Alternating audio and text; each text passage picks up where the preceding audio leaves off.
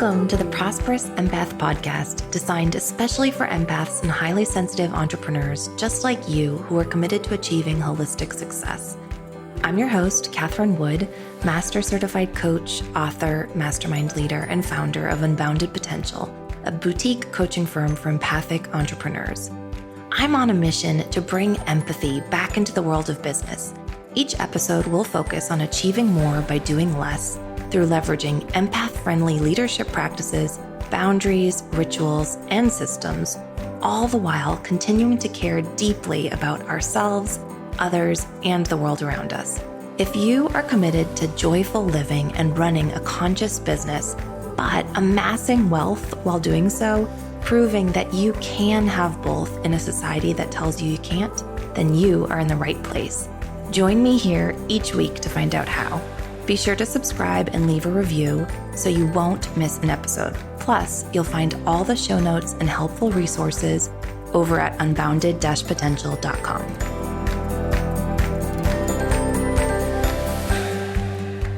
Hello. Welcome to the Prosperous Empath. Kat here.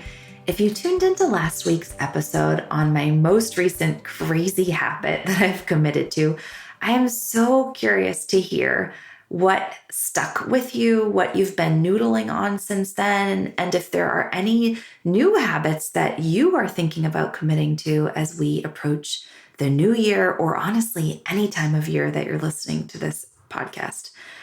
I have had such a transformation in my relationship to habits over the past decade, and I'm super excited to jump in today and share just a couple of the habits that I've committed to for a year, every day for a whole year, based on some, just like really intimate experiences in life that made me want to change my behavior or my habits or my ways of being. But before we do, I just thought I'd give you a little backstory on how my relationship to habits have changed over the past decade, how I've become more consistent, how habits have become less of a mental game and more of just a surrendered practice. I will say that what I've noticed more recently, as I've become more and more reliable to just choose a new habit, say I'm going to do it, and then follow through, is that the habits I've committed to have gotten a little more crazy, a little more bold, a little more courageous, and have been, I don't know if I want to say more satisfying, but more invigorating, like more of just a full body experience, which was very much the case with my most recent habit that I talked about in last week's episode. I noticed when I first started committing to new habits, they were so much more around my emotional well-being or my own self-care.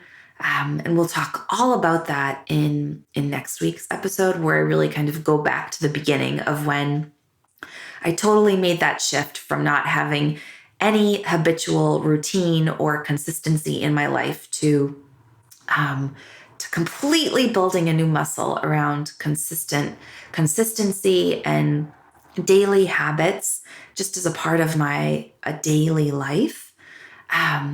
But I noticed that over time, habits have become much less about something that I have to exert willpower over, right? It's less of a mind game. It's less of I have to persuade myself into it or talk myself into it, and more of just a general willingness, like a general, oh, I said I was going to do this, and there I go. Off I go. Now I'm going to follow through.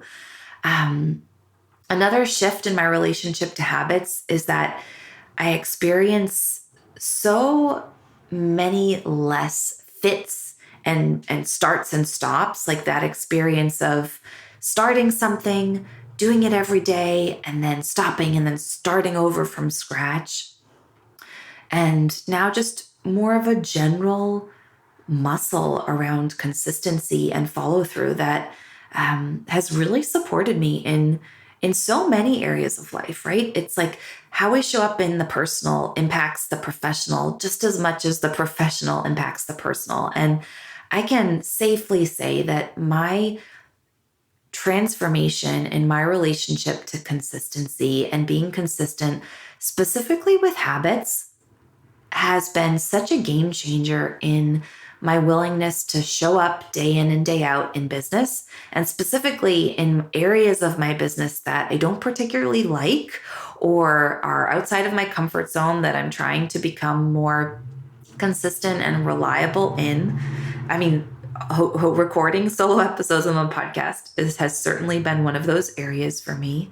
Um, and one of the things that I think has really helped, which is something that I've been noodling on since recording the first episode in this series last week, is the idea that when you have a really clear purpose or intention for why you want to commit to a new habit, when you have a really just like super aligned, a values aligned commitment for implementing a new daily practice in your life, it is so much easier to be consistent.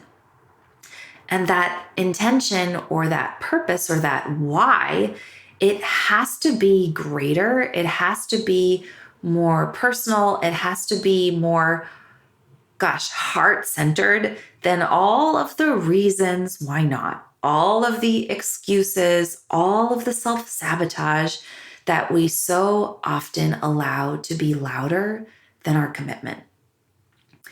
Now, two of those practices that have just been year-long daily habits for me and have had really clear purposes or intentions for committing to them are what I want to talk about on today's podcast. And it's going to be a little different because mostly I just want to share my story a little bit more, because I think that whenever we commit to a new daily habit, we are bringing a new level of reverence, integrity, and intentionality to that commitment.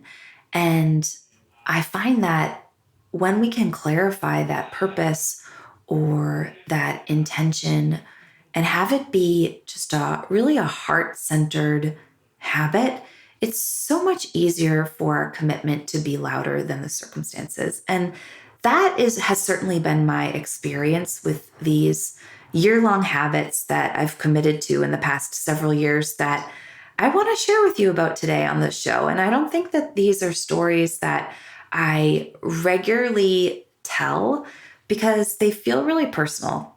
The first year-long habit that I took on, 3 years ago, was after reading a book in our Unbounded Mastermind, as I do, as we tend to do. And it was The Success Principles, How to Get from Where You Are to Where You Want to Be by Jack Canfield. And I was reading the book and Canfield was talking about his marriage, and he has like many beautiful success principles in the book on how he deepened his emotional intimacy with his wife. I shared about a couple others in a recent episode where I featured Brandon Duya and Tim Sokol on the podcast. So you can listen to that podcast for more of his gems. But one of his success principles was something that he committed to one year on Thanksgiving, because he received some feedback from his wife that she wasn't feeling appreciated in their marriage. And as we coaches tend to do, we hear a problem and then we look how to rectify or what we can practice differently. And one of the practices that Canfield took on was to start a daily journal entry. And he wrote to his wife every day for a year on what he appreciated her for. And some days it was small things like the meal that she cooked for him, or the way she prepared the home, or the way she welcomed him home after being away. And there was something that I found deeply touching from his willingness to share that, because you are likely familiar with Jack Canfield. He wrote the Chicken Soup for the Soul series. He's a very well-known personal development expert and coach in the space. And I really appreciated his vulnerability and his own willingness to share about some of the gaps in his own life and how he worked to rectify them. And it really spoke to me, because that's actually some of the feedback that I routinely used to get from my husband, was that he didn't feel appreciated. Now, I'm sure you've heard me joke in the past about how I grew up in an Irish Catholic family from New England. We are not very expressive. Historically, my family was so much more practiced in showing their love through acts of service, in caring for other people, in doing good deeds, versus being very expressive with their words. And as a highly ambitious empath and someone with, very perfectionistic tendencies, I noticed that my husband often got the brunt of that. Like, my criticism often reared its head in our relationship, because it was the one place where I felt safe to be critical. It was one of the few places in my life where I didn't have to maintain such a high level of integrity to show up responsibly and to be generous and to be coach in life. And so it really stuck with me when Canfield shared his own commitment and his own daily practice. And so I decided in the moment to take that practice on for myself for a year. Now, I think this was back in 2021 when I committed to the practice. And it was really just, it wasn't any special day where I decided to commit to the practice. I just ordered a couple journals off of Amazon. I actually ordered 2 sets. I was going to gift one. Well, I did gift one to a client of mine who I knew had a similar goal in her marriage. And I was really clear. Like, I wanted to write a daily journal entry to my husband every day for a year on what I appreciated him for.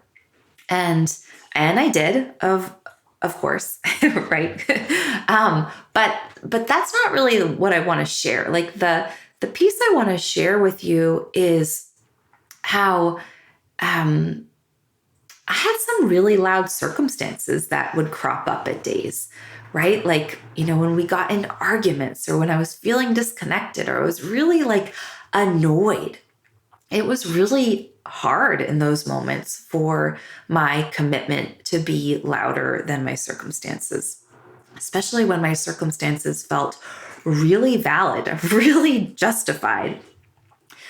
But that daily practice was so deeply transformational for me. Something I share a lot with clients when I'm coaching them on their relationship is that it only takes one person in a relationship to be vulnerable, to create space for vulnerability in the relationship, and for both partners to be vulnerable. It only takes one partner being willing to apologize, to forgive, to let go, to move on, to create space for the relationship to move on. And that was the experience that I most took away for myself from journaling to my husband for that year, because I was able to connect with so many of his qualities that I fell in love with him over, so many of his gifts that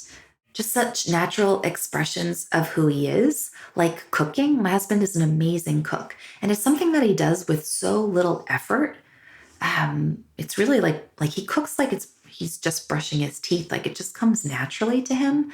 And I find that it's so often those things that come naturally to the people that we love.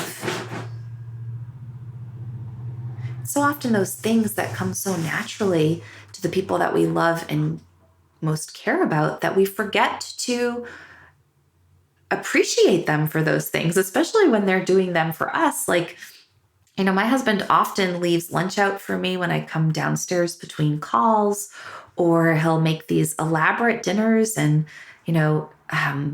as if he was just like reading a book. This is not my gift, by the way. I am not a cook.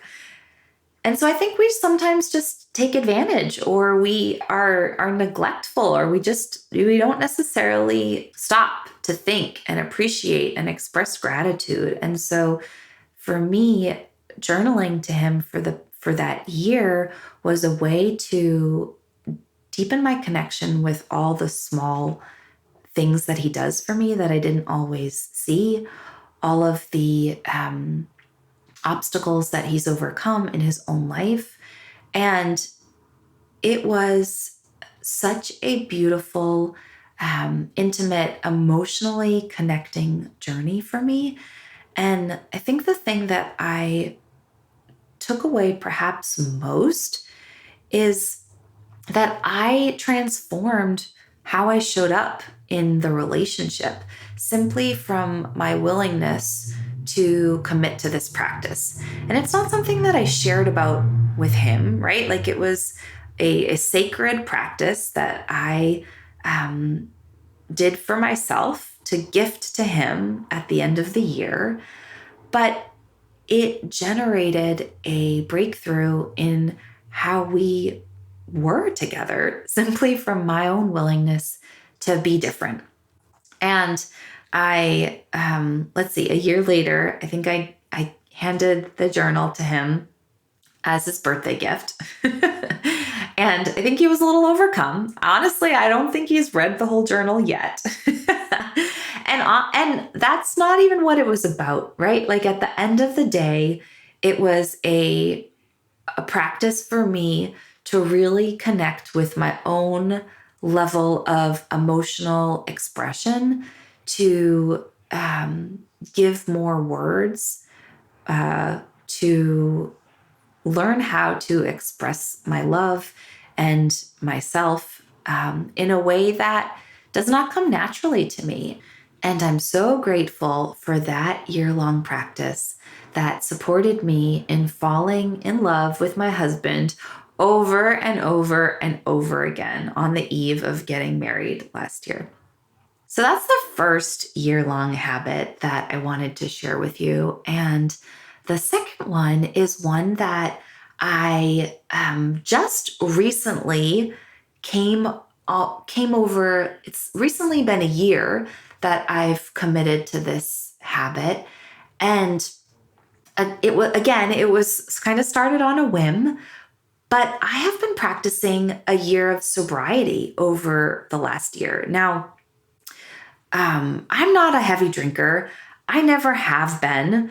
But I do have addiction in my family and in my friend circle. And I really hate how addiction has caused pain and angst in my family. So this actually was a habit that I started right after getting married a year ago, last October. I don't even remember like what the initial reason was, but I think it was like a week after my wedding last October. I just made a in the moment decision that I was going to practice the next year of sobriety, which I will tell you was poorly timed because I committed to sobriety before my mini moon, before traveling to Europe for 3 weeks with my husband over the New Year. We spent the New Year with my best friend and her family in Germany. We traveled all around, like so many beautiful wine centers throughout Europe. And I did not drop drink a drop of wine. And there were certainly those moments where I felt like I was missing out. But for me, like I really wanted to be more mindful in what I was consuming in my body.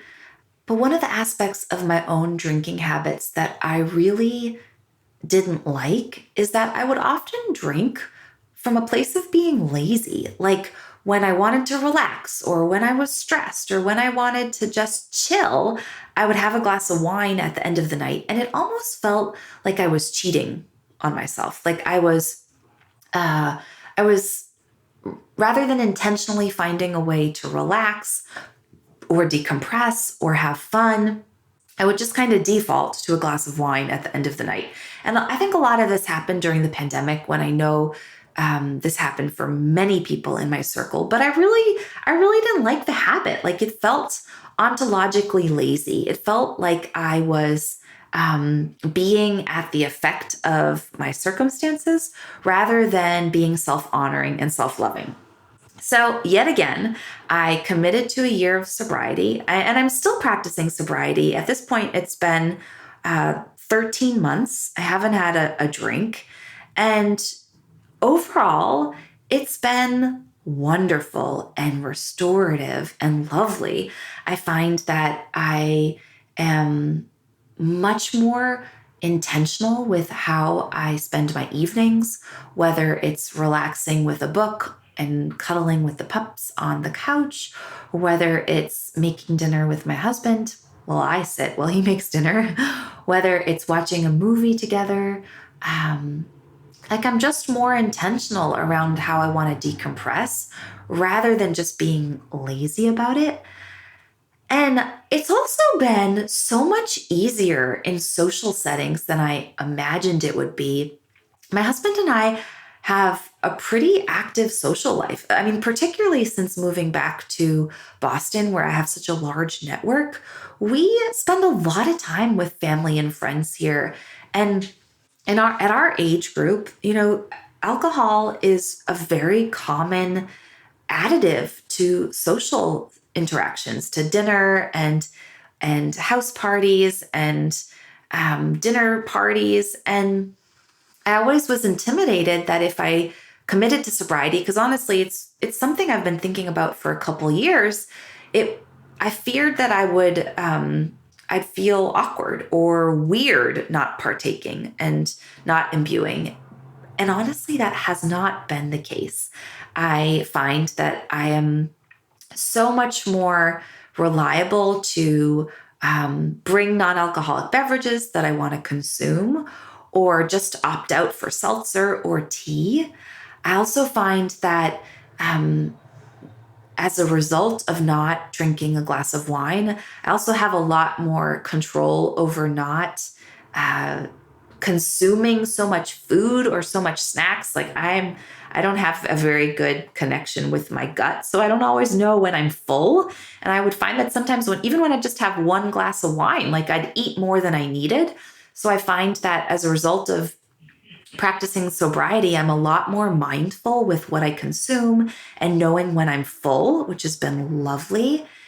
And I also feel so much more comfortable knowing when I'm ready to leave a social setting. And as an introvert and as an empath, that has just been so lovely for my nervous system to really be connected with my own needs and being so much more self-aware and willing to say, okay, I'm ready to leave. Like, husband, like, can we go? I'm tired. Or not, you stay and I'll go home. Like, either way, it has been so lovely for my nervous system. And honestly, I don't know when I will practice or when I will end my year of sobriety. It has been so rewarding and I have loved every minute of it. And more recently, I have noticed there have been these moments when I'm out with a group of friends, like on our Unbounded Mastermind retreat in Cape Cod a couple weekends ago. A couple of our retreaters got a bottle of Montepulciano to share during our dinner out, and that is my favorite type of red wine. I have always loved Montepulciano. and Malbec because I studied abroad in Argentina. So how could I not? So who knows, right? Like I'm kind of feeling those glimmerings like, oh, maybe I will let myself have a glass of wine on occasion or not. Time will tell. But it is so nice knowing that I do not need to anymore. And we're almost wrapping up. I want to leave you with one other habit, which honestly is still not something that I commit to regularly. It's not something I practice every day. I have in the past. I still have some resistance with it, and it is meditation. And I have experienced huge breakthroughs in the past from meditation, which I'll share a little bit more on next week's episode. But in 2020, when I got certified as a Kundalini yoga instructor, practicing a 40-day sadhana, which was essentially 40 days of consistently meditating. We had to practice 2 of them. So it was 40 days of consistently meditating for 11 minutes on my yoga mat, and then 40 days of consistently meditating for 31 minutes is a lot. It required so much reverence, so much integrity, and it's hard for me to sit still on a yoga mat. Now, since then, I've realized that I actually generate a lot of the benefits of meditation through other practices, such as yoga, such as swimming, such as hiking in nature, or going for a mindful walk with one of my dogs without bringing my AirPods. But there is something about meditating on my yoga cushion that is still a be with for me. And I think we all have those things, right? We all have those habits that we know are like medicine for our soul and we resist them. So I just wanted to share that this is mine. I'm very much a human. I very much have my points of resistance. But I will say without a shadow of a doubt that when I'm actively connected with my own meditation practice, I am more in tune with my intuition, more connected with my own inner knowing, and I have so much more ease in making decisions more quickly and with less resistance. So I will leave you there for today with just a couple of my own personal practices that I have committed to for a year for really personal reasons and reaped just countless benefits from. Plus a practice that I'm still in process with, that I still experience some willpower, some resistance, some humanity. So if anything stuck from today's episode, I would love to hear. Come hit reply on my newsletter, send me a note, DM me over on Instagram. I would love to hear from you. And on next week's episode, which will be the 3rd and final of this series, I am going to start from the beginning and I'm just going to go back to my own first breakthrough with consistency in implementing a daily habit and what that was for me and how it went and the conversation with my coach that made all the difference. So until then, I hope that you enjoy sitting with this question around what is that daily habit that if you were to bring intentionality and reverence to, could have a transformational impact on your experience of life. Until then, have a beautiful week and thanks for tuning in. Thank you so much for listening today to this episode of the Prosperous Empath Podcast with me, Catherine Wood. Make sure you subscribe and leave a review so you don't miss an episode and so more empaths just like you and me can find the show. As a thank you, each month, one lucky reviewer will receive a 60-minute coaching session with a member of our Unbounded Potential team. You can find all the show notes and bonus resources over at unbounded-potential.com. Thank you so much for listening and locking arms with me to bring empathy and prosperity back into the world of business.